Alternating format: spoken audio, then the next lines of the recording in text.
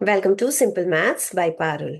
बच्चों, आज के वीडियो में हम क्वेश्चन नंबर 16 टू 19 सॉल्व करेंगे फ्रॉम एक्सरसाइज 9C।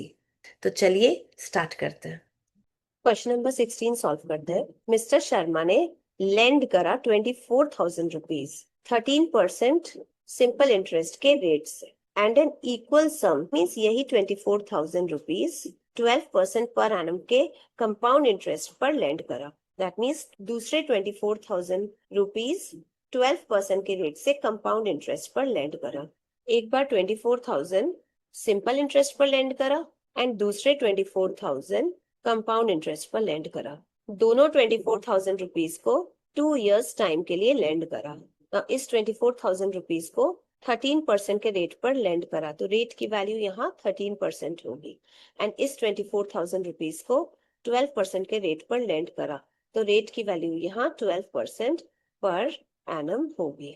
ना ये 24,000 क्योंकि लेंड किया जा रहा है तो ये प्रिंसिपल की वैल्यू हो गई। इस केस में ये 24,000 रुपीज लेंड किया जा रहा है तो ये प्रिंसिपल की वैल्यू हो गई। इस 24,000 रुपीज से 2 साल के बाद मिस्टर शर्मा को सिंपल इंटरेस्ट मिलेगा एंड इस 24,000 रुपीज से 2 साल के बाद मिस्टर शर्मा को कंपाउंड इंटरेस्ट मिलेगा। तो इन दोनों 24,000 को लेंड करने पर मिस्टर शर्मा को 2 इयर्स के बाद टोटल कितना इंटरेस्ट मिलेगा, वो टोटल इंटरेस्ट हमें फाइंड आउट करना है। टोटल इंटरेस्ट की वैल्यू होगी simple interest plus compound interest. इस 24,000 से जो सिंपल इंटरेस्ट मिलेगा उस सिंपल इंटरेस्ट को ऐड कर देंगे, उसका सम, एंड इस 24,000 से 2 इयर्स के बाद जो कंपाउंड इंटरेस्ट मिलेगा इस कंपाउंड इंटरेस्ट का वो कंपाउंड इंटरेस्ट, इन दोनों का सम टोटल इंटरेस्ट की वैल्यू होगी।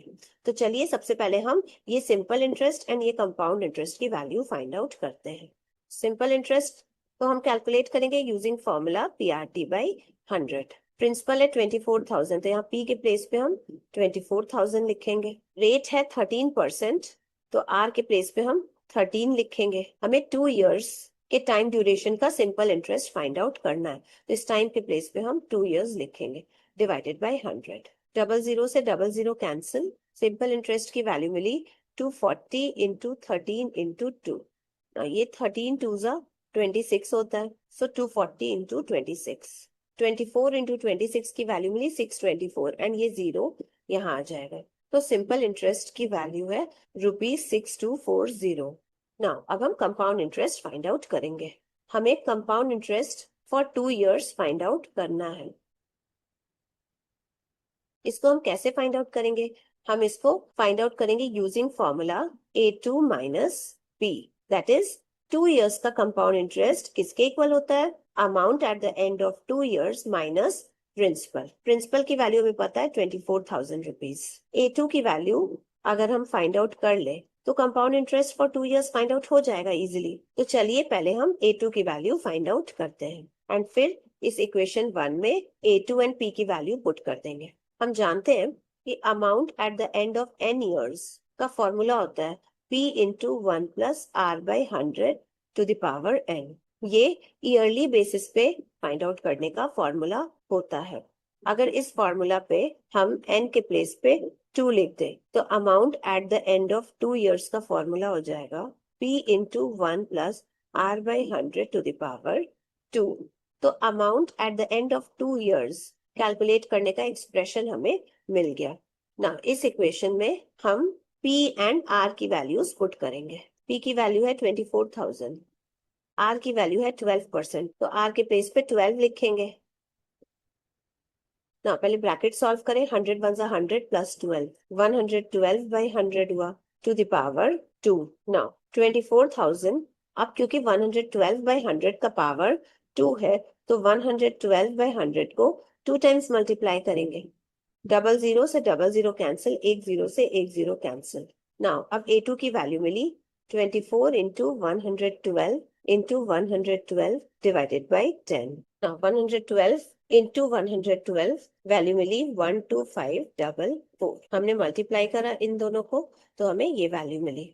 इसको 24 से मल्टीप्लाई करेंगे डिवाइडेड बाई 10। ना इस 24 को 12544 से मल्टीप्लाई करने पर वैल्यू मिली 301056 एंड डिवाइडेड बाई 10। ना 301056 को 10 से डिवाइड करेंगे तो वैल्यू मिलेगी 30105.6, दैट इज 30,105.6 रुपीज। ये है amount at the end of 2 years की वैल्यू। तो इस वैल्यू को हम इक्वेशन 1 में पुट करेंगे तो हमें कंपाउंड इंटरेस्ट फॉर 2 इयर्स की वैल्यू पता चल जाएगी।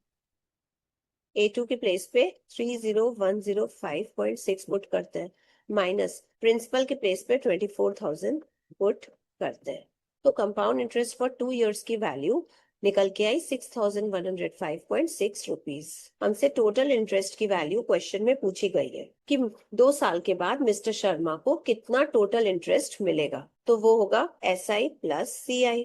SI की वैल्यू है 6240, यहाँ पे 6240 लिखेंगे, प्लस CI की वैल्यू है 6105.6। टोटल इंटरेस्ट की वैल्यू मिली 12,345.6 रुपीज।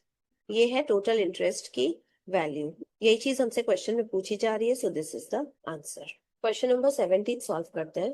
पीटर ने 12,000 रुपीज बोरो करा 2 इयर्स के लिए 10% के कंपाउंड इंटरेस्ट पर।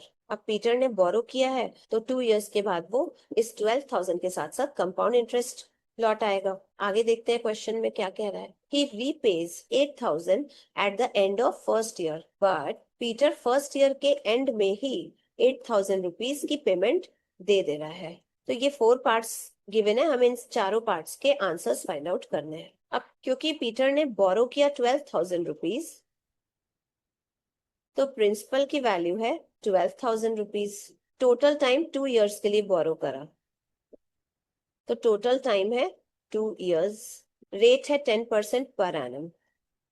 पर एनम मीन्स हर साल का रेट है 10%। फर्स्ट पार्ट में हमें amount at the end of first year find out करना है, दैट इज A1 की वैल्यू हमें फाइंड आउट करनी है। कब? Before making the repayment. Repayment है 8,000 रुपीज, तो 8,000 रुपीज का रीपेमेंट जब पीटर कर रहा है उससे पहले के अमाउंट की वैल्यू कितनी होगी एक साल के एंड में, वो अमाउंट की वैल्यू हमें फाइंड आउट करनी है। हम जानते हैं कि nth ईयर के एंड में अमाउंट की जो वैल्यू होगी उसको हम कैलकुलेट कर सकते हैं using formula P into 1 plus R by 100 to the power n। इस इक्वेशन में अगर हम n के प्लेस पे 1 पुट कर दें तो हमें मिलेगा A1 is equals to P into 1 plus R by 100 to the power 1। तो हमें A1 का एक्सप्रेशन मिल गया। अब इस एक्सप्रेशन में हम P एंड R की वैल्यूज पुट करेंगे। P की वैल्यू है 12,000, तो P के प्लेस पे 12,000 पुट करेंगे। R की वैल्यू है 10%, R के प्लेस पे 10 पुट करेंगे डिवाइडेड बाई 100। पावर में 1 है तो यहाँ पे भी 1 आ जाएगा। अब ब्रैकेट को पहले सॉल्व करें। 100 1 जा 100, 100 प्लस 10 110, तो 110 बाई 100 हो गया टू द पावर 1। अब 110 बाई 100 का पावर 1 है तो 110 बाई 100 को हम 1 टाइम्स मल्टीप्लाई करेंगे। डबल जीरो से डबल जीरो कैंसिल। 12 इंटू 11 132 होता है, एंड ये 2 जीरोज है तो यहाँ पे दोनों जीरोज लग जाएंगे। तो amount at the end of first year की वैल्यू है 13,200 रुपीज। अभी पीटर ने 8,000 का रीपेमेंट नहीं किया है, दैट मीन्स ये 13,200 रीपेमेंट से पहले की वैल्यू है। तो फर्स्ट का आंसर हो गया 13,200 रुपीज। नाउ अब इस 13,200 रुपीज में से पीटर ने 8,000 रुपीज रीपेमेंट कर दिया, तो बचा कितना पीटर के पास? वैल्यू मिली 5,200 रुपीज। अब पीटर के पास 5,200 रुपीज प्रेजेंट है। ये 5,200 कब प्रेजेंट है? फर्स्ट ईयर के एंड में, आफ्टर रीपेमेंट।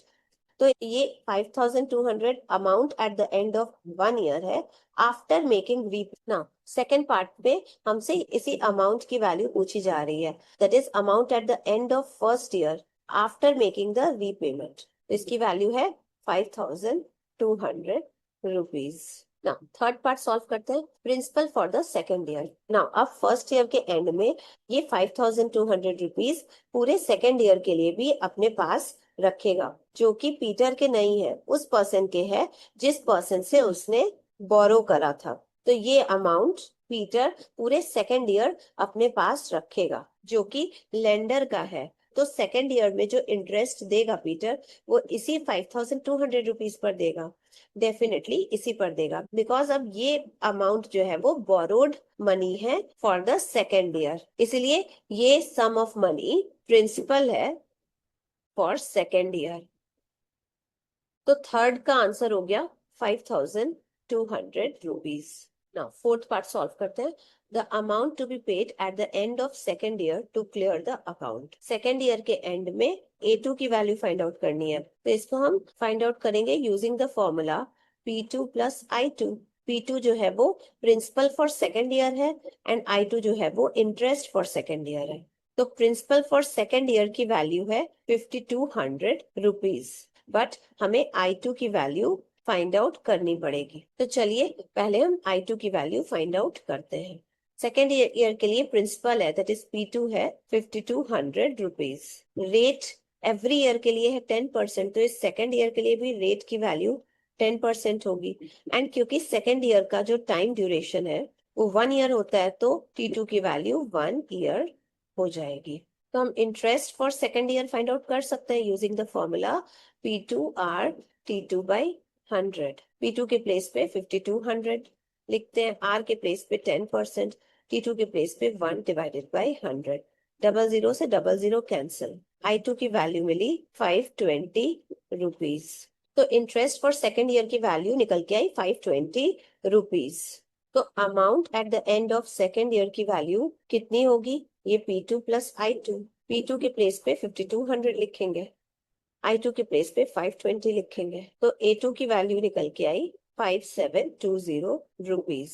तो फोर्थ पार्ट में हमसे यही पूछा गया है, तो इस फोर्थ पार्ट का आंसर है 5720 रुपीज। तो ये है चारों पार्ट्स के आंसर्स। क्वेश्चन नंबर 18 सॉल्व करते हैं। गौतम ने लोन लिया 16,000 रुपीज का 2 साल के लिए 15% कंपाउंड इंटरेस्ट के रेट पर, बट फर्स्ट ईयर के एंड में ही उसने 9,000 रुपीज रिपे कर दिए। तो सेकेंड ईयर के एंड में उसे कितना पैसा और पे करना पड़ेगा सच दैट उसका लोन क्लियर हो जाए?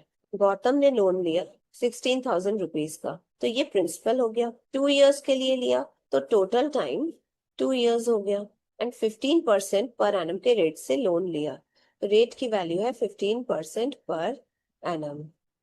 तो गौतम 2 इयर्स के बाद ये प्रिंसिपल अमाउंट दैट इज 16,000 तो वापस करेगा ही, इसके साथ साथ कंपाउंड इंटरेस्ट जो 2 इयर्स का होगा वो भी वापस करेगा। तब जाके गौतम पर जो डेब्ट है, जो कर्ज है, वो क्लियर हो जाएगा। बट यहाँ क्वेश्चन में थोड़ा सा ट्विस्ट है।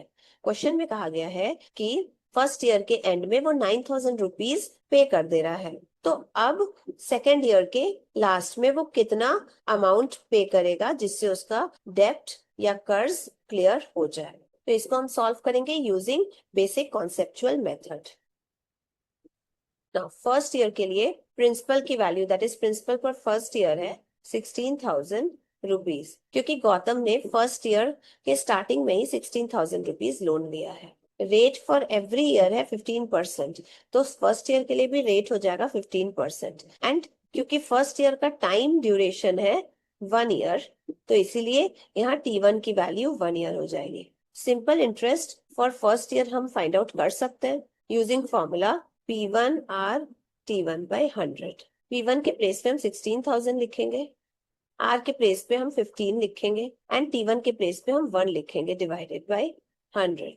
डबल जीरो से डबल जीरो कैंसिल, 160 इंटू 15। तो इंटरेस्ट फॉर फर्स्ट ईयर की वैल्यू है 160 into 15, that is 2400 rupees. So for first year ये 2400 रुपीज गौतम इंटरेस्ट देगा। तो अब फर्स्ट ईयर के एंड में गौतम के ऊपर टोटल कितना अमाउंट का कर्ज हो गया जो उसे वापस करना है? 16,000 का तो कर्ज पहले से ही था, अब ये 2400 का डेब्ट और जुड़ गया, तो टोटल 18,400 रुपीज का जो अमाउंट है, ये अमाउंट फर्स्ट ईयर के एंड में गौतम पर डेब्ट है। तो ये है amount at the end of first, that means 18,400 rupees Gautam अगर फर्स्ट ईयर के एंड में रिटर्न करता है तो उसका लोन क्लियर हो जाएगा। फर्दर क्वेश्चन में कहा है कि out of this 18,400 9,000 rupees Gautam पे कर दे रहा है। कब पे कर रहा है? फर्स्ट ईयर के एंड में ही। तो इस 18,400 में से 9,000 माइनस करेंगे, वैल्यू मिलेगी 9,400 रुपीज। तो अब गौतम के पास लोन है 9,400 रुपीज का। तो 9,000 रीपे करने के बाद गौतम के पास बचे 9,400 रुपीज। ये 9,400 रुपीज 18,400 का ही तो पार्ट है। दैट मीन्स फर्स्ट ईयर के एंड में गौतम के ऊपर जो कर्ज है वो 9,400 रुपीज का है। सो पूरा सेकेंड ईयर ये 9,400 रुपीज का लोन गौतम पर है। तो सेकेंड ईयर में गौतम जो इंटरेस्ट पे करेगा वो इस 9,400 रुपीज पर पे करेगा। तो ये प्रिंसिपल हो गया for the second year. Rate for every year क्योंकि 15% है तो फॉर सेकेंड ईयर भी 15% होगा। क्योंकि सेकेंड ईयर का टाइम ड्यूरेशन 1 ईयर है तो यहाँ T2 की वैल्यू 1 ईयर हो जाएगी। तो interest for second year that is I2 की वैल्यू हम कैलकुलेट करेंगे using the formula P2R T2 by 100। P2 के प्लेस पे 9,400 लिखेंगे, रेट के प्लेस पे 15 एंड टाइम के प्लेस पे 1 डिवाइडेड बाय 100।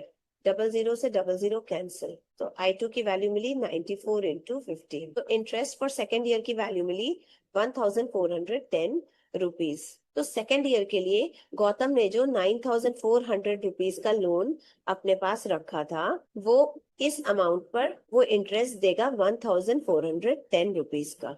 तो अब सेकेंड ईयर के एंड में गौतम पर कितने अमाउंट का कर्ज है? ये 9,400 रुपीज का कर्ज तो सेकेंड ईयर के स्टार्टिंग में ही था। अब ये 1,410 रुपीज का भी कर्ज हो गया। तो अब सेकेंड ईयर के एंड में टोटल इतने अमाउंट का कर्ज है गौतम पर। वैल्यू मिली 10,810 rupees. That means second year के एंड में ये टोटल अमाउंट अगर गौतम पे कर दे रहा है तो उसका सारा लोन क्लियर हो जाएगा। दैट मीन्स उसका कर्ज क्लियर हो जाएगा। सो हमसे यही वैल्यू पूछी गई है, तो this is the answer. Question number 19 solve करते हैं। कोई सम ऑफ मनी है, उसको इन्वेस्ट किया जा रहा है 5 इयर्स के लिए 8% सिंपल इंटरेस्ट के रेट पर। तो 5 इयर्स के बाद जो इंटरेस्ट मिल रहा है वो है 12,000 रुपीज का। फर्स्ट पार्ट में हमें वो सम ऑफ मनी फाइंड आउट करना है। हम सपोज कर लेंगे कि x रुपीज को इन्वेस्ट किया जा रहा है।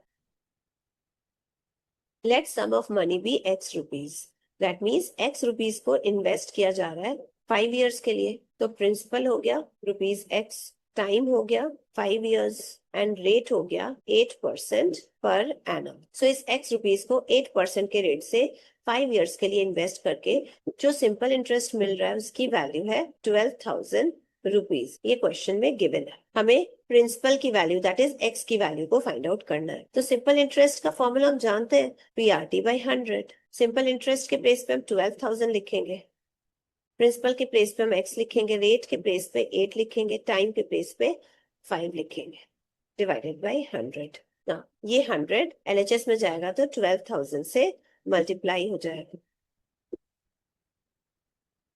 अब ये 8 एंड 5 LHS में जाएगा तो डिवाइड करेगा, that is 12,000 into 100 divided by 8 into 5। RHS में x बचा रह जाएगा। 4 2 ज़ा 8, 4 3 ज़ा 12, 2 15, 100 ज़ा 3,000, 5 20 ज़ा 100।